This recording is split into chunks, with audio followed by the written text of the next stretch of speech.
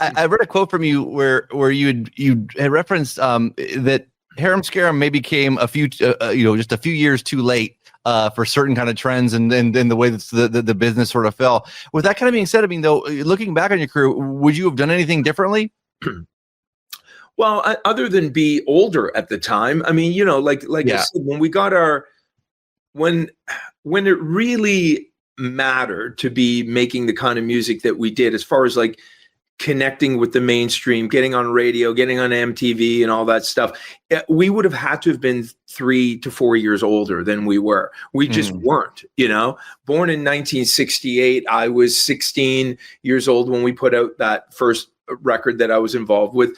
By the time we even figured out how to write a song and get a record deal, I was 19. So it typically doesn't happen a lot quicker than that, especially for rock bands. If you're talking about a pop artist that there's songwriters and producers and an infrastructure behind it, you can take somebody super young and just go out there and sing, be the face of this, go for it. But when you're trying to build a sound and a band and some sort of competency with regards to songwriting, you have to have at least a 3 to 4 year runway of making some mistakes and writing some shitty songs to get to some good ones. And I thought we were pretty quick, but to answer your question, if our first record would have come out in, 87 as opposed to 91, I think our lives would have been very different, and we did dwell on that for quite some time. Same with Mood Swings. If that came out in the late 80s, we would have had a different life and career. But we're also lucky enough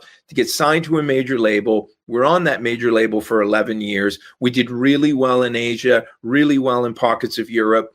But it's not lost on us that we were never released in America officially while we were with Warner. So the first 11 years of our career, we weren't released in the most important territory on the planet for music.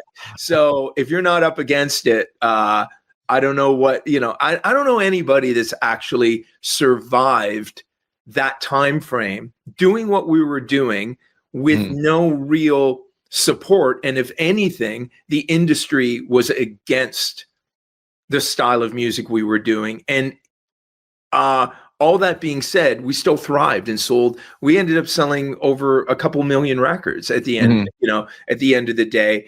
And it was because a little bit of being lucky, where we were signed and how we were positioned around the world with regards to Warner's interest. But to your point, I can't help but think what would have happened if those albums would have come out a few years earlier and the whole system would have supported what we were doing.